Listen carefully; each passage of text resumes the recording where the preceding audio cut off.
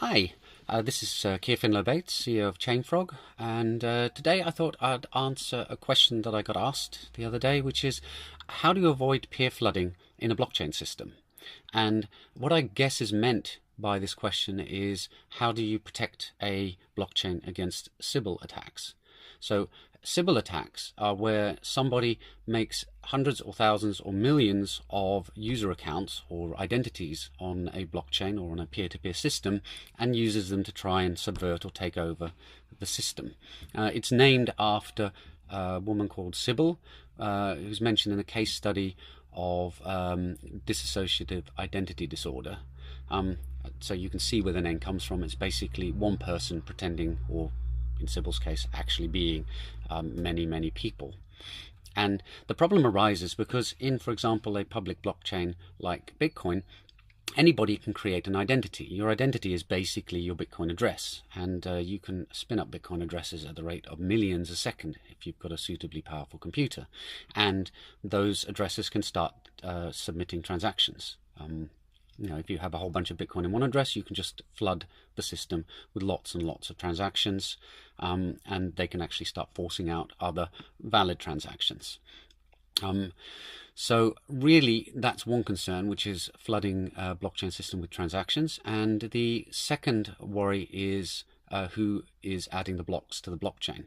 If you have a lot of identities, you need some kind of consensus system that stops one entity from creating lots and lots of accounts and basically taking over the data adding part of the blockchain.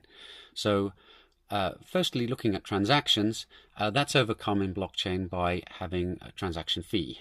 If there's a small charge for you to submit a transaction, then by flooding the network with millions and millions of transactions, you are going to end up incurring very high fees. So you're basically paying people to process them. Why would you bother doing that? Now, back in the early days, looking back to say 2012, 2013, transaction fees were minuscule because Bitcoin had no value, and you did occasionally see times where the network got flooded. But it's not so much of a problem now that transactions actually cost real sensible cents and dollars.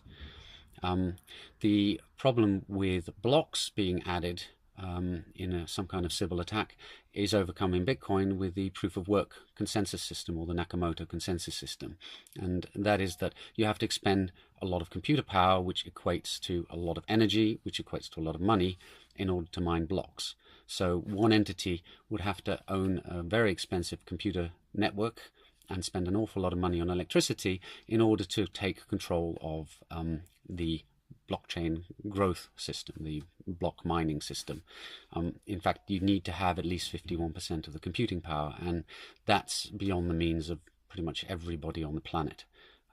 So short of some insane megalomaniac billionaire deciding that they wanted to take over Bitcoin, it's just not going to happen. Maybe a government could throw significant resources at it, but they're probably going to want to spend their money on the military instead. So looking at the consensus systems are basically trying to balance out the right of people to create accounts on an open blockchain system versus the risk of it being subverted. And they're actually quite subtle.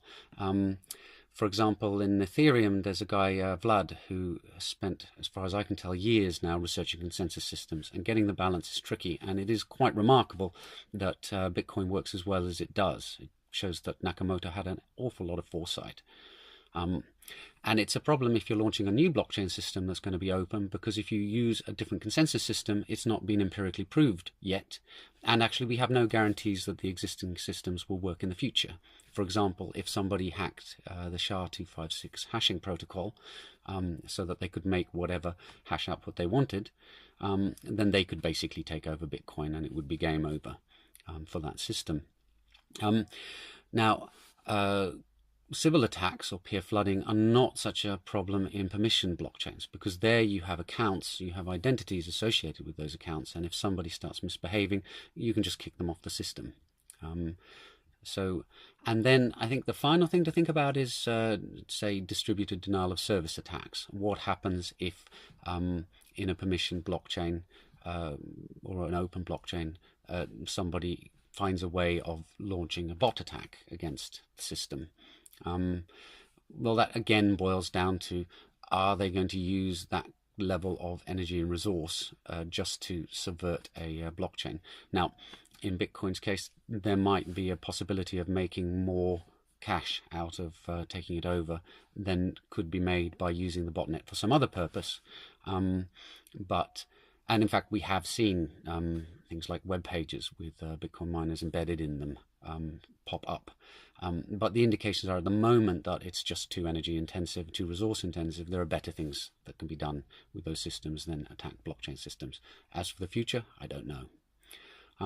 So that's a brief video on peer flooding and Sybil attacks. Hope you found it informative, and hope to see you again for the next video. Bye bye.